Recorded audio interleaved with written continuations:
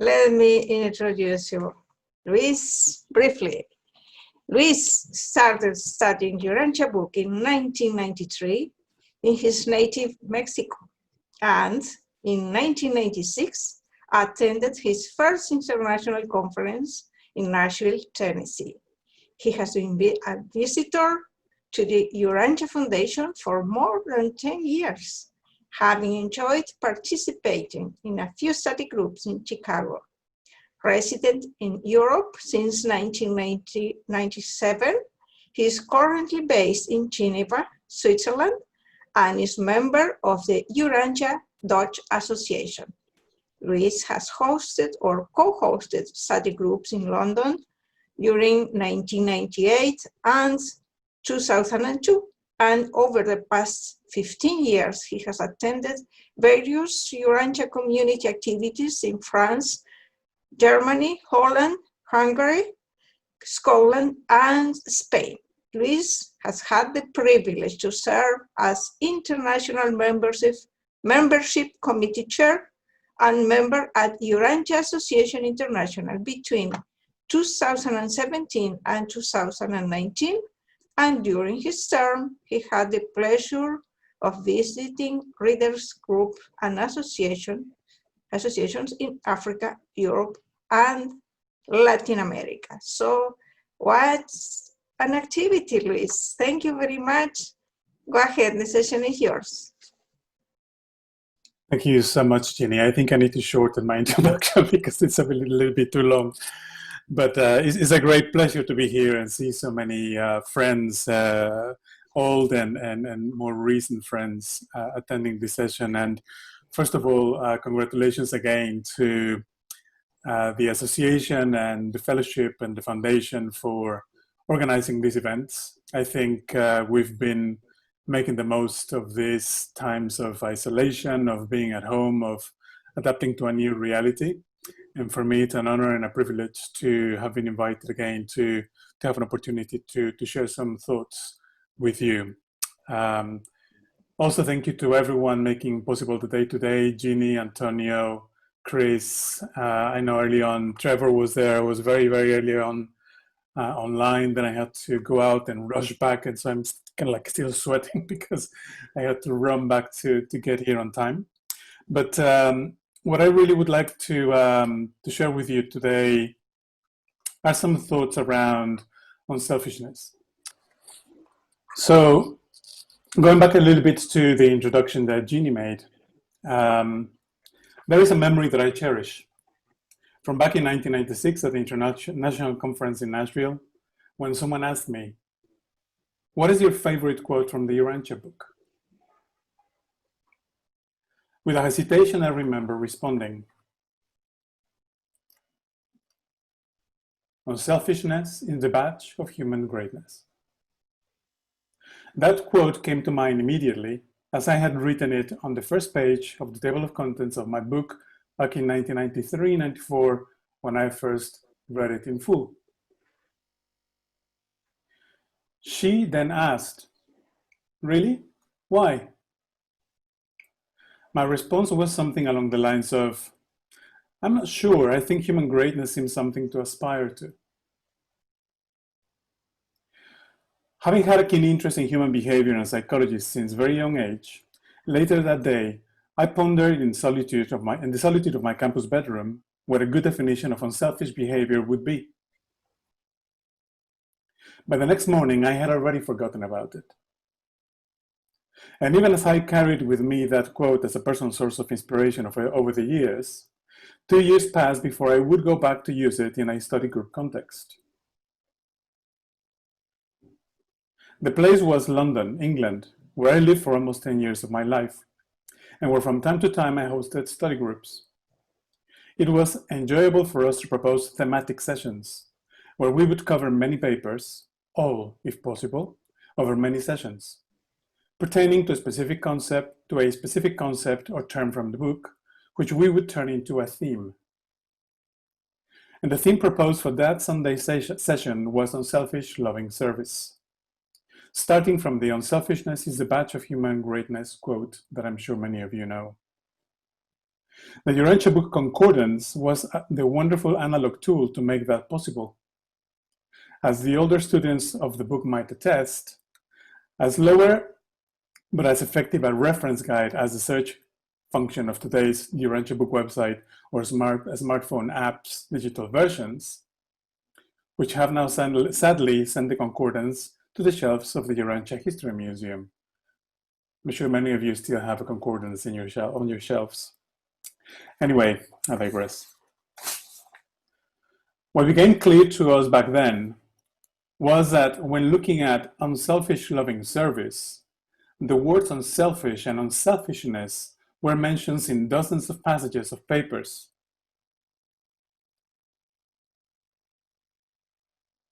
80 of them to be precise, 64 times unselfish, 16 times unselfishness. And that loving service was also mentioned in 20 different sections of the book. So we had in our hands 100 places to refer to for study and elucidation. Over 3 sessions, we tried to discern the truths contained in these sections, which of course led us to some answers, but as it often happens with the Urantia book, as you all might agree, also to new questions and further spiritual curiosity.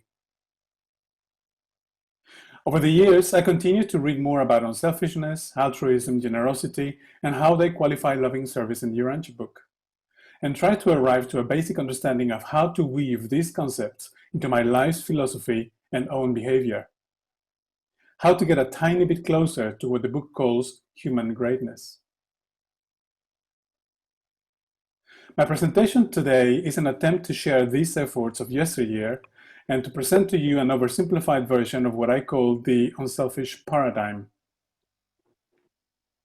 Allow me to start with a definition of paradigm, which might sound a bit uncommon to some of us, but it's actually quite simple. According to the Merriam-Webster dictionary, one definition of paradigm is a philosophical or theoretical framework for experience-based activity.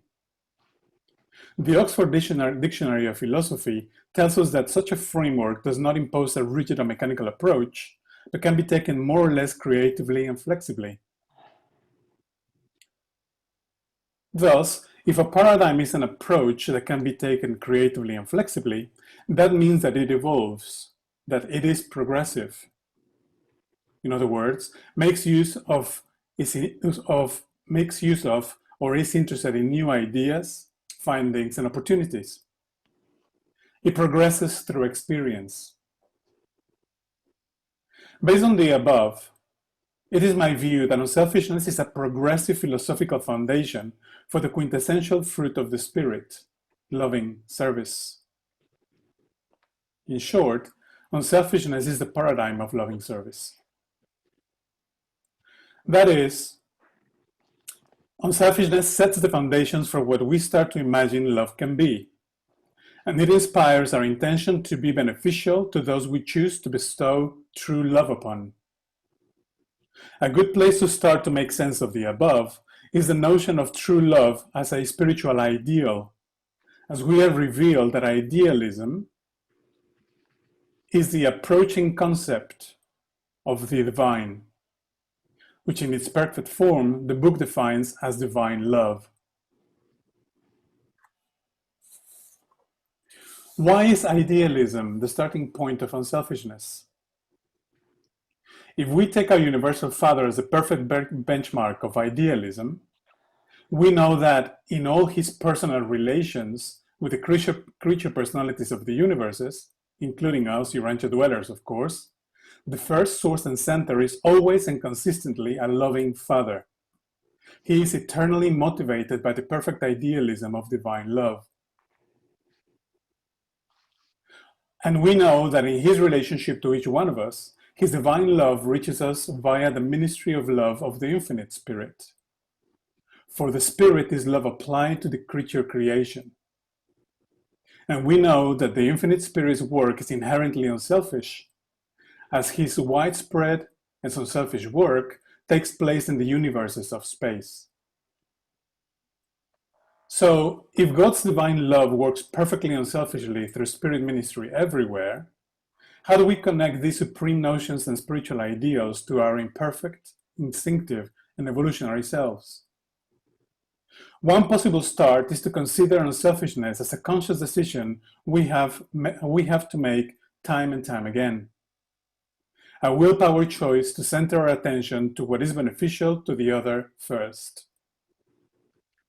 Counter to our material self-preservation instinct and our self-gratification mindset.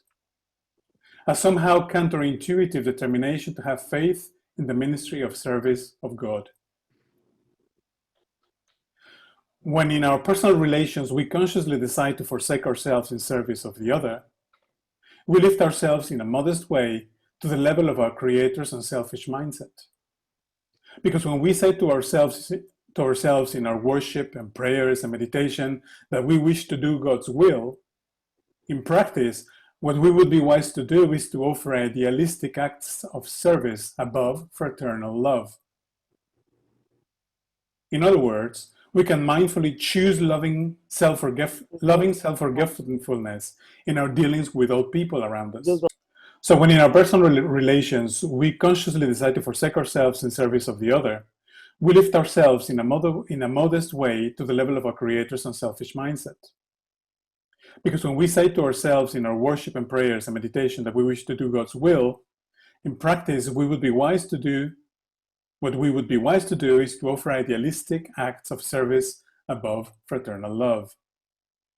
In other words, we can mindfully choose loving self-forgetfulness in our dealings with all people around us, especially those we care for in the least.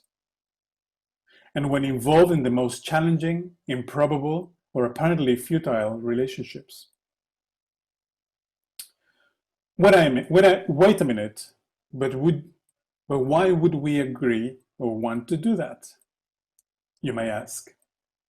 Our material and instinctive mindset might struggle with the notion of an apparently indiscriminate goody-goody two-shoes choice of behavior. Some of us will even recall that Jesus advised the apostles, "Present not that which is holy to dogs, neither cast your pearls before swine, lest they trample your gems under the foot and turn to rend you." The answer is quite simple. In the same passage, we are reminded that Jesus also exhorted his apostles, and by extension ourselves, to show judgment and keen wisdom in the affairs of the world and to walk in the clear light of living truth. A truth that is in some fittingly summarized way in the following excerpt. You cannot truly love your fellows by a mere act of the will. Love is only born of thorough-going understanding of your neighbor's motives and sentiments. It is not so important to love all men today as it is that each day you learn to love one more human being.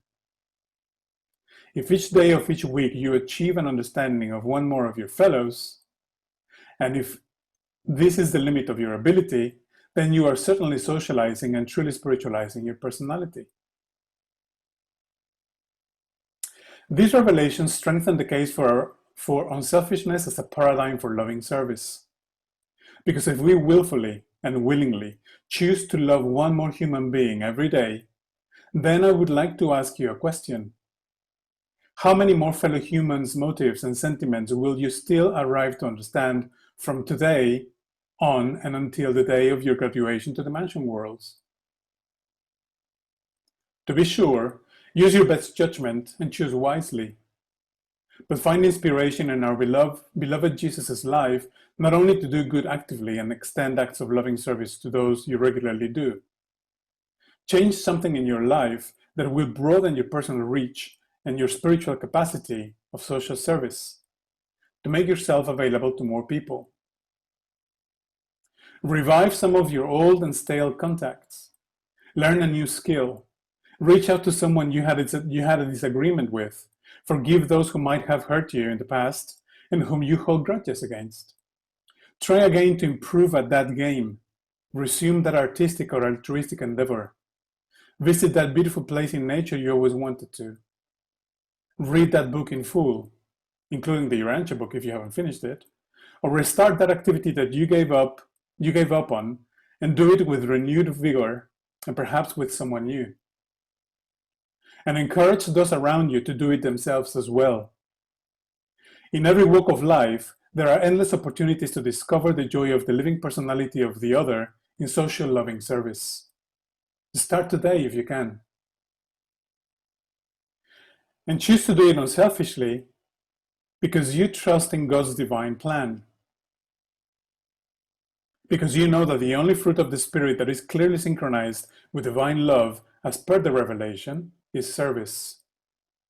And because you know that unselfishness is the only word that is used directly in the book as a synonym of love. In doing so, move closer to a more mature, parent-like, self-forgetful, patient, low or no expectation mindset. A mindset that knows your true potential to yield remarkable truth, beauty, and goodness rewards to everyone around you, and by extension, to yourself and the Supreme. This unselfishness paradigm is there for you to take. To remind yourself to carry an unselfish mindset with you in everything you do. The sooner you will build a habit of doing it, an exquisite, unselfish ministry character. I will read it again. The more you remind yourself to carry an unselfish mindset with you in everything you do, the sooner you will build a habit of doing it. An exquisite, unselfish ministry character. And the more your behavior and your nature will find new paths of progress. The more your spiritual insight will glow around you in display of that peaceful contentment of soulful growth through service.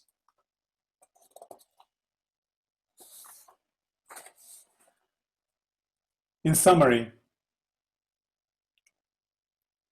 if unselfishness is the badge of human greatness, Para resumir, sí, parece ser para mí que nosotros somos un gran humano al comenzar olvidando qué tan grandes somos personalmente.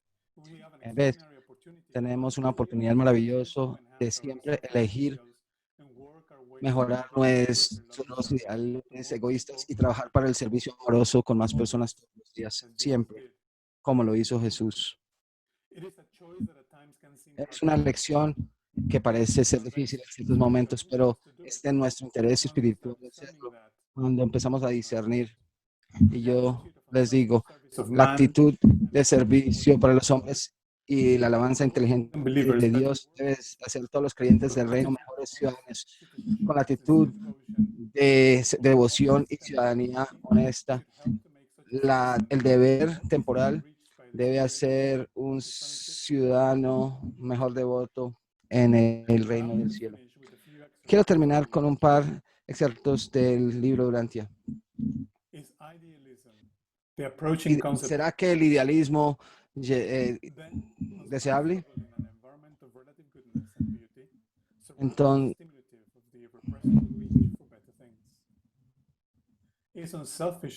¿será que la falta de egoísmo, el autoolvido, algo deseable? Entonces la mente mortal debe vivir cara a cara con el inescapable carrera.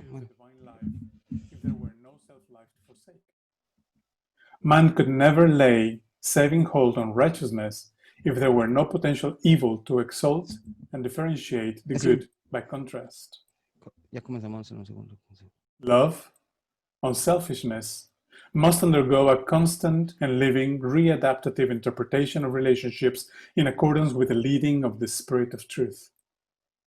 Love must survive el amor, the ever-changing and enlarging concepts of the highest cosmic good of the individual who is loved.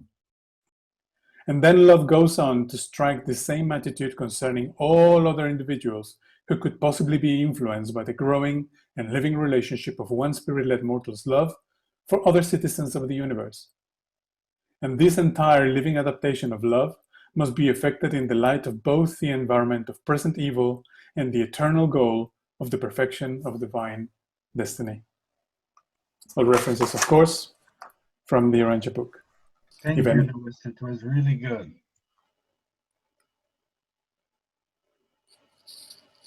Thank you, Guy. Well, thank you for the subject already, because it's a very personal subject, and we are, each of us, faced to that.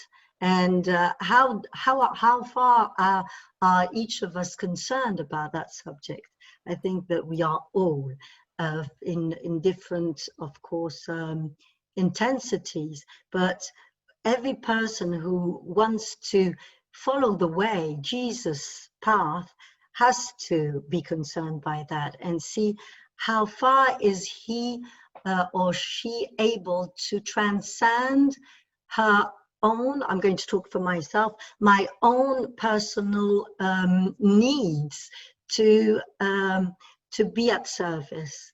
And personally, I have experienced that when I have personal issues and that somebody comes to me and needs help, well, if I drop my personal issues and take care of that person and be listening and praying with this person, well, it is as if there was a voice saying, take care of my children and I'm going to take care of you. And something happens. Something happens. My problem doesn't seem as big as it was before. So really, I think it is a very uplifting attitude to be of service. And being of service takes so many multiple ways. And I think that I think that we are very often of service without knowing that we are. But there is something which is important, is that state of peace that I feel when I'm doing the right thing. And the right thing is taking care of people around me. So thank you very much for all these considerations. And I am going to approfondir, to deepen. I'm going to deepen the subject. Thank you. Thank you, Agnes. You remind me of something that a notion that I developed when I took professional cooking training in relation to the Urantia book. We were given all these recipes, right? And then all these chefs, very experienced chefs, would cook dishes for us. And our goal was to learn the recipes and eventually learn how to cook those dishes, right? In a way, the Urantia book is like that, because for me, the Urantia book is the recipe. We can read it, we can understand it, we can get to know where we can find the ingredients, we can get a kitchen, we can get everything in there. And then we forget about it and go on living our lives. And then we remember that there is this recipe, and we go and get the ingredients, and we get into the kitchen, and we put everything in there, and we get ready, we read it all, we are clear. And then we forget about it and keep on going in life, and we never really cook it.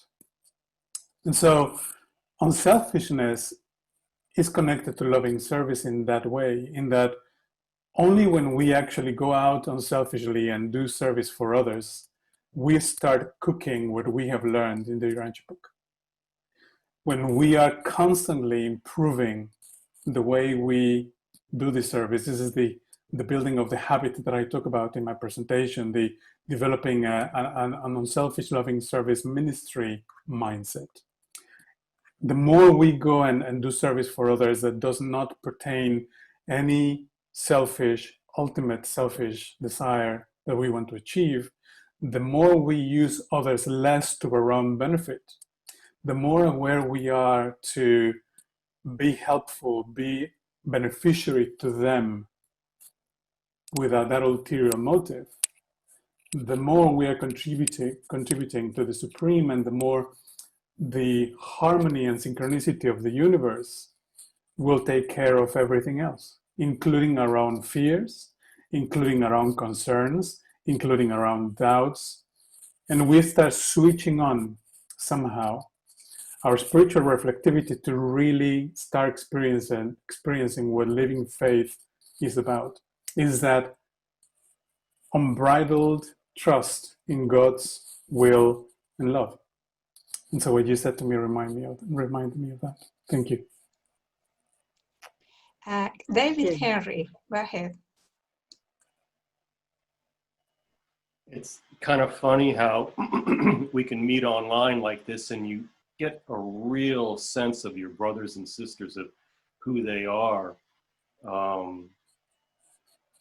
This thought of mine actually has two tie-ins. One is with your presentation, Louis, and the other is with a comment that Andre Raditis made in the previous presentation. It's so strange. I had this overwhelming sense of getting to know you, Louis. And I had this sense of you being very ethical. I hope that's accurate. I think it is. I think so. I hope so. And this is how it ties in too with what Andre said earlier, concept and comment that's made in the Urantia book, that when we get to the mansion worlds, we actually don't meet with paradise personalities until we learn ethics. That's fascinating. That's fascinating. So what are ethics? It's really part of your presentation, Louis. I think ethics is an outgrowth of unselfishness. When you really truly care about your fellow brothers and sisters, there is an outgrowth from that you can consciously want to learn ethics.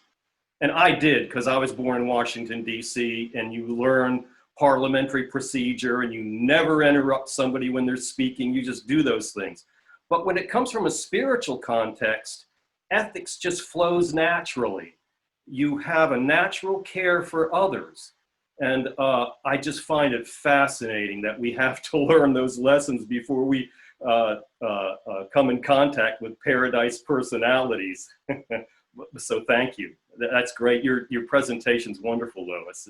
You're a wonderful soul.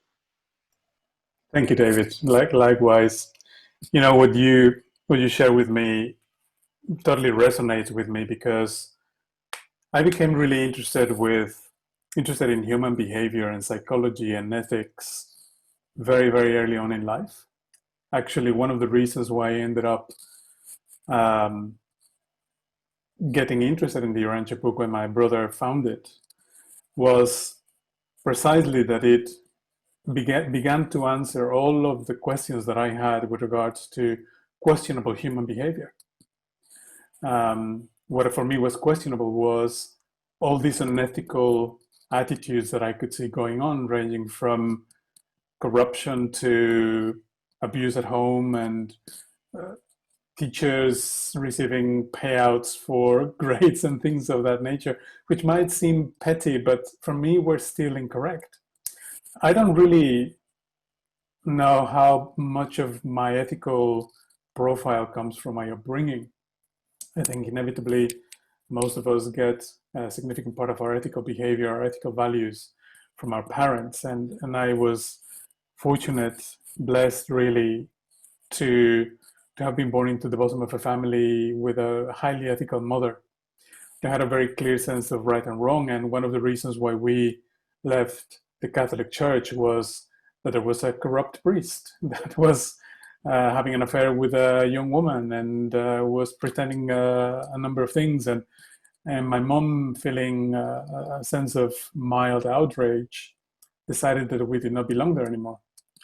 Then we fell into the Mormon church and something similar happened, and we ended up not having any church, but just having faith in Jesus. And this was what we grew up with for some years until we found the Urantia book.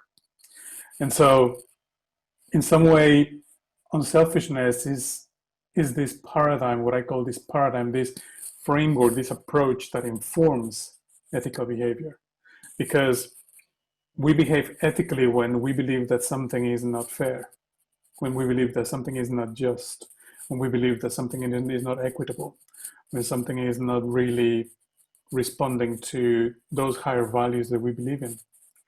And we frame it under ethics when it has to do with something that is more coded, as you say, in law or in understood and agreed upon frameworks of values for society, but ultimately they are rooted in a deeply spiritual belief, and that's what is for me most valuable about them. Thank you, David. Dana, go ahead.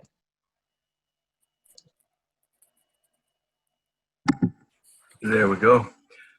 Yeah, thank you. Yeah, wonderful talk, Luis. I really appreciated it. Yeah, David Henry just commented about the impression that you made on him of your ethics, and I wasn't thinking of it that way, but I think he's talking about the same thing that I would like to ask you, and it's kind of a personal question, but I'm sure others would benefit from it too. Your presentation and the thinking behind it has such a beautiful quality. I really am impressed. The impression is a very spiritualized thinking, and my question is that are you aware of the work that you've done to spiritualize your thinking? Because I find it it's very striking, and so my question really isn't about the content, although it's beautiful and I'm very impressed, and I look forward to working on the content. But also I'm curious if there is specific work that you are aware of doing to spiritualize your thinking process. Thank you, Dana. That is a great question, because it goes back to the very early days when my brother found the book first in Spanish, and as he started to read it, he realized, well, he was reading it to me, and we realized that there were some parts that didn't make sense, that the translation was not quite clear.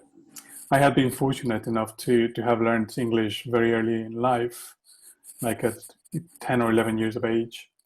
And so I was comfortable ordering the book in English. And so I started to read the book in English and he in Spanish. And we helped in that sort of way, sending the comments to the foundation and so forth. But I digress about this. And the point is that when my brother and I started to discuss the book, one of the first comments that I remember making to my brother that got us into some deep heated discussion was that I said that the Urantia book was just ink and paper, and that we should not take it for its theory, but we should find ways to use it, to apply it into our day-to-day living. Mm-hmm. And I think at the beginning he was resisting that because he was falling more for the theological and the more theoretical aspects of divinity and the universes and all of that, which is fascinating. I also find it fascinating, don't get me wrong, but for me it was very important to really try to do something with it.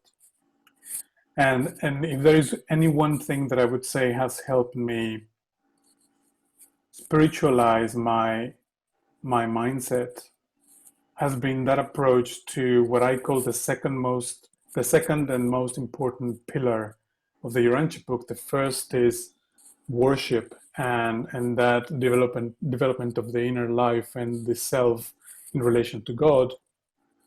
But as I explained before, for me that has always been just the recipe. Service is the cooking. Yeah. So I have tried on and on, over and over again, and I've made many mistakes along the way, including some ethical, questionable decisions, to try to really arrive to a place where I would feel that what I am doing is appreciated by God. Not because I want to please him, but because I want to complete him. Mm. I know that the best service that I can do to God is to help him complete himself, because that is his mission for creation, if that makes any sense.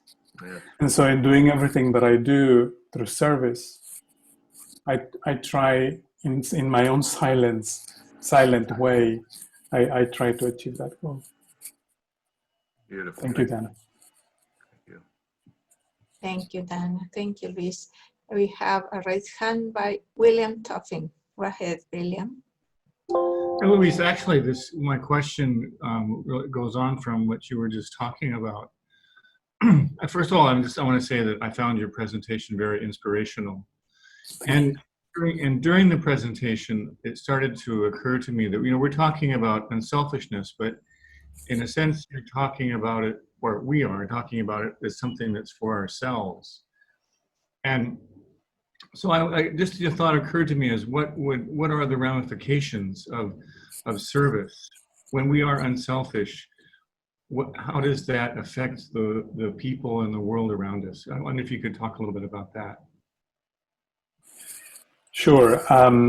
Unselfishness being, or me proposing that unselfishness is the paradigm, in other words, the framework that precedes service.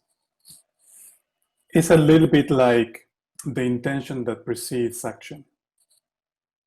In other words, if we consciously start doing what some of the Eastern sciences, and maybe I couldn't attend the presentation by Sebastian earlier on today, but I think he talked a little bit about the Eastern philosophy, and then the Eastern philosophy meditation, and then the Jesus worship. The Eastern philosophy in many ways invites us as humans to observe ourselves, to find a way to be the watcher of ourselves and our behaviors, so that we can take notice of our intentions. For me, unselfishness is that very same thing, is that extracting ourselves to look at what we are intending to do and see if it's self-serving or if it's really intending to be of benefit, of loving benefit to somebody else. I know that this sounds a little bit strange, but I'd like to imagine that as we get closer to light and life, there's going to be a point where we don't have to worry about ourselves at all, because we just have to worry about everybody else, because there will be somebody else who will be worrying about us. And so we are all, through service, taking care of everyone.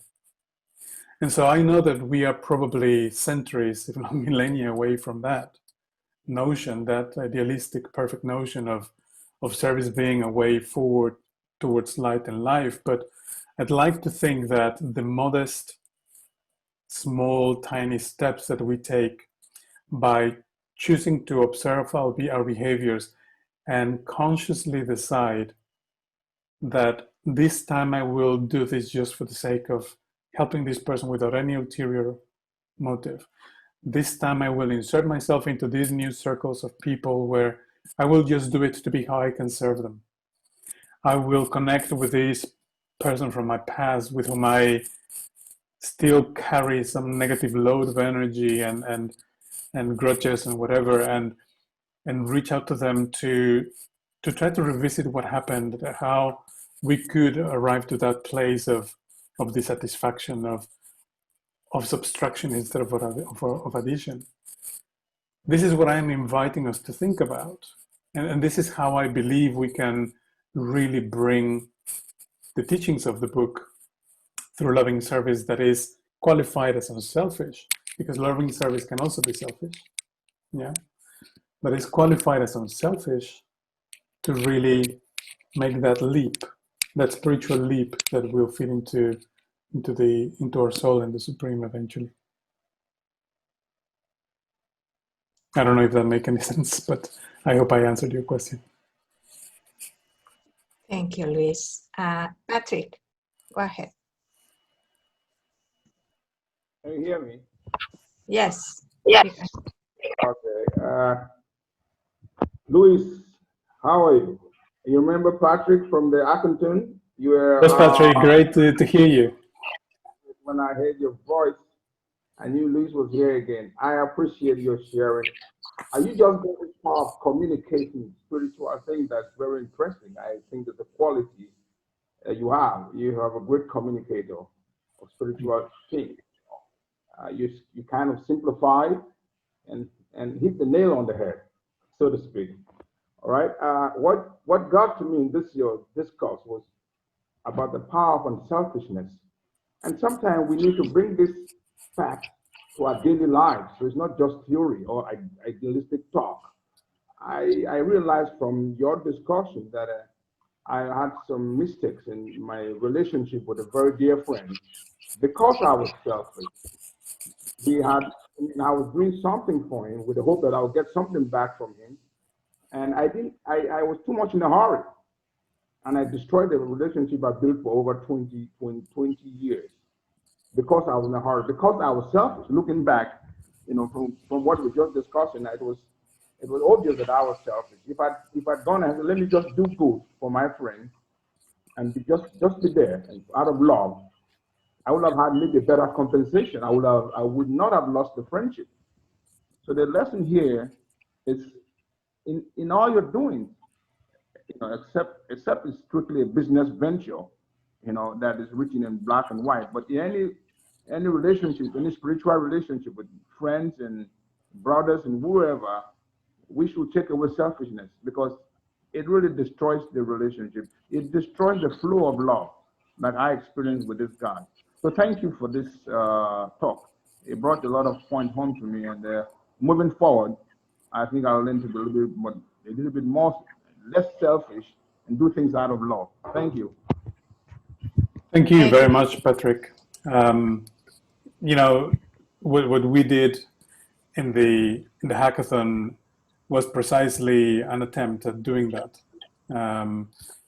trying to respond through creative loving service to some of the issues and problems that have emerged as a result of the pandemic. And I've been where you have been. We are all on the path of personal development and spiritual growth. Progress is a little step at a time. And I have been there also where I have gone back to people and I have tried to find a way in which we can come together or at least talk about things. And sometimes it has not been possible because it takes two to tango, right? But at least in your heart that you have tried and you have maybe sowed a seed in that person's heart of forgiveness, of willingness to respond more spiritually to conflict, to the vicissitudes of life, to challenges, and that is always a great start. So I congratulate you for the reflection and hope that you can find a path back to love with that person.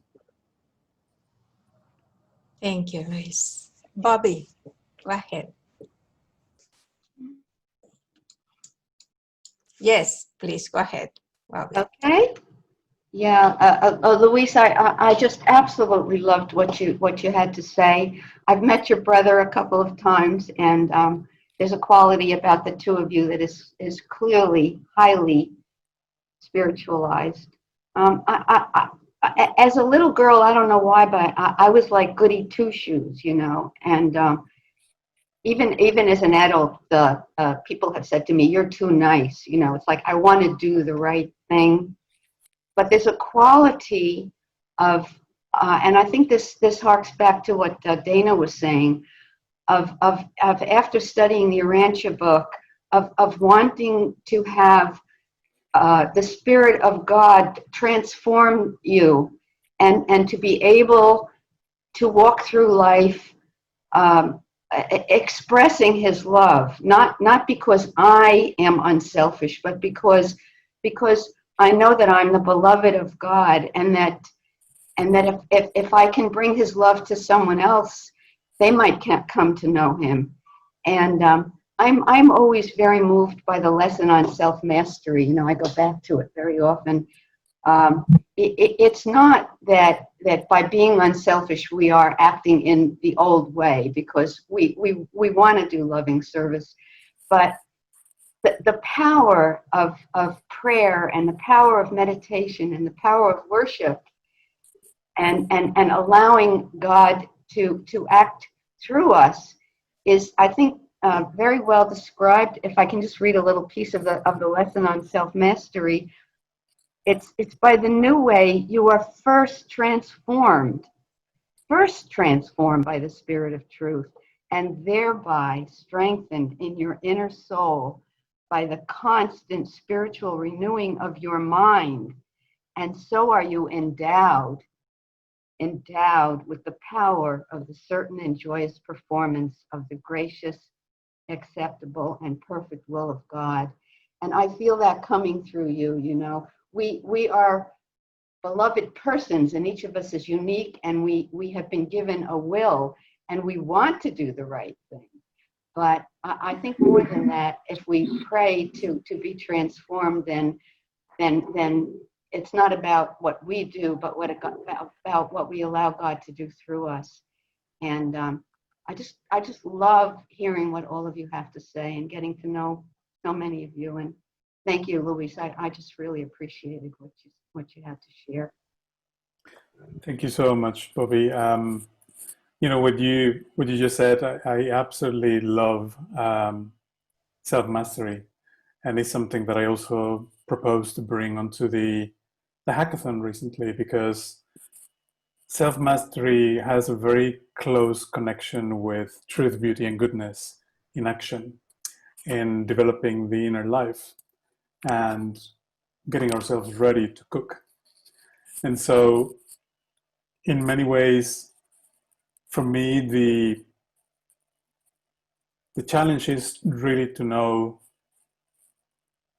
to become that observer that I was referring to earlier, to know when I have not to give something or not to say something as much as I would like to give and say something, because that is better for the particular person or the particular situation that I am confronted with.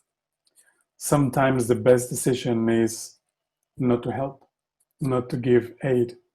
And this goes back to one of the citations that I made, which is that Jesus invites us to try to exercise justice and wisdom in how we go living life unselfishly. Thank you, Bobby. Thank you, Bobby. I love what you say. Great truth. Thank you, Luis. Go ahead, Guy. Well, thank you, Luis. You inspired me to do a presentation. And I think your title was really right on, Unselfishness Paradigm. You know, unselfish in French is désintéressé. And it means without personal interest. And I don't think we get that in the, you know, each language has a strength. And for me, one of the first time that word paradigm really struck me is when I was in business school after being a businessman. And one guy talked about a shift in paradigm. And I think it would be really good to understand that we need to go to a paradigm shift from selfishness to unselfishness. We're very selfish individual. That's how we are brought in the world. Everything is about us and what it can bring to us. Even our love is very selfish. You know, we love people that love us, and we love our children because they are our children, and we love our friend. And if a friend do something wrong, then we don't love him anymore or love her. So I think this whole element is, it requires work. It doesn't happen just by the grace of God. Obviously, you can be touched by God and something shift within you. But then in order to stay awakened, you need to do the work. And this is very present, as you point out, in Eastern philosophy. like for example, the Fourth Way School, who talks about the work on ourselves, getting rid of these obstacles, you know, that are so present because of our heredity. So there's a transformation, as Bobby pointed out, and you know, our effort is really what I feel is the religious growth. We really make effort to relate to God. But there's another element, is spiritual growth. And that spiritual growth is God transforming us. Are we willing to be transformed by God? Are we accepting to let go of things that are in the way? And I'm going to finish with that. And Ara knows, and Agnes knows that prayer. We have a woman, she's 86 years old. She's in our Zoom study group. And she's been doing prison ministry for 30 years. And her prayer is amazing. And I'm going to say it. Thank you, God, for giving me the things that I need. And thank you for not giving me the things that I want and that I don't need. Amen. Thank you, Louis. Amen. Beautiful. Amen to that. Paul, briefly, please, and Collins after Paul, but please, 1 minute, please. Yeah, it's actually Georgian. If you don't mind, I can just talk to you, Luis, during break, because I don't want to cut into the next speaker. That's fine. With pleasure, Georgie. Okay. Thank you. Collins, please, go ahead. All right. Thank you, Jenny. And it's briefly too, so don't worry. And Luis, brother, how you doing? And nice and inspiring presentation. Great to hear you, brother. I was personally, I like the fact, the part where you sort of depicted that in the higher realms of development, it gets to a point where if we would have a situation where we don't have to think about ourselves, but rather others having to think about us. I mean, and I could just shift myself into that kind of environment. I'm like, wow. That would be another level of spiritual, you know, sort of development or experience that is wonderful. So nice presentation. And anyway, your talk of cooking is just making me hungry. So I'm just going to get some food to eat, right? So start cooking. Thank you so much, Collins. Lovely to see you. Thanks everyone for listening up. And if there's anyone else that would like to ask any questions on the chat privately, I am available as well. I see that some of you actually asked some questions there, so I will try to answer to some of you on the chat as well. Thank you, everyone. Thanks, Jenny, and God bless.